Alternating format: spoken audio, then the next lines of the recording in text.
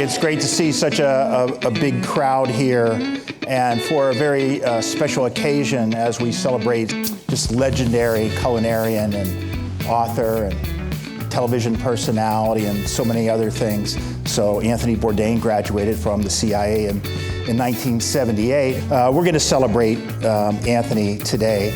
You can see in Tony's career is he loved rock and roll. And so there's many pictures of him that have this kind of rock and roll persona.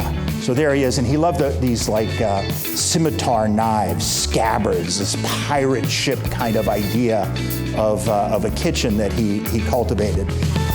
The relationship that Anthony had with these two gentlemen, it highlights his sense of humor, and also that idea that if he loved you, you were going to be somehow involved in his shenanigan. Tony never took himself very seriously, and that's what I love too about him, that he was so good in so many things, but at the same time he was so beyond humble. He had a very dry sense of humor. One day we were having breakfast and he said, you know, I look at Wikipedia and something has changed in your profile. Have you checked Wikipedia lately? I was like, no. Instead of being French chef, blah, blah, I was a French surrender monkey. And, you know, he talked about how he was always learning, always trying to move forward, and that life was an adventure, and an important lesson was just to keep on moving forward to him. What's an important lesson that you think Tony has taught us that might be important for our students to hear? Well, a constant reminder how to be curious, humble, generous. And when you see that lately it seems that chefs like Eric or I, many of you here, that we are so active in things that go beyond our restaurants, Tony has a lot to do with that call to action. Never be passive when you see his injustice, and never be silent when you think it's an unfair situation in the world we live.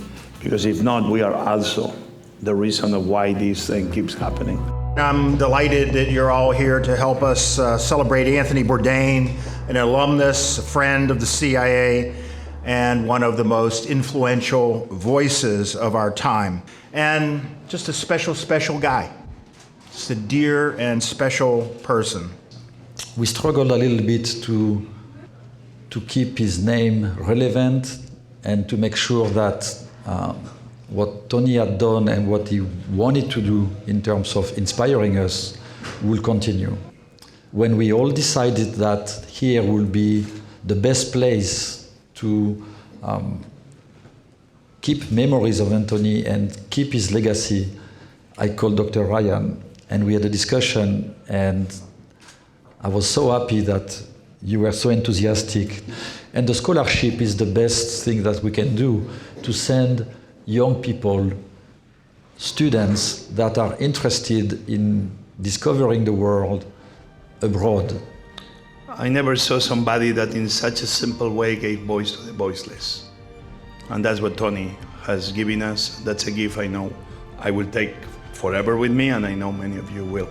So Tony, if you're listening, and I know you are, yes, we love you. So ladies and gentlemen, in honor of perhaps the most influential voice in food ever, and in loving memory of a dear member of the CIA family, we're gonna unveil the name and the plaque. 1, 2, 3.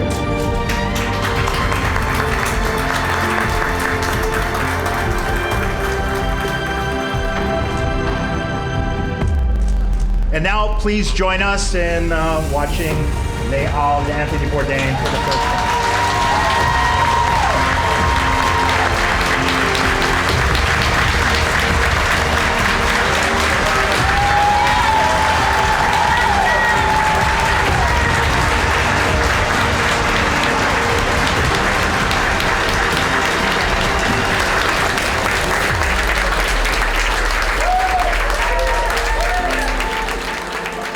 This is a seed that we are planting today that is going to grow, and it's just the beginning. I think we need to start celebrating really the life of people.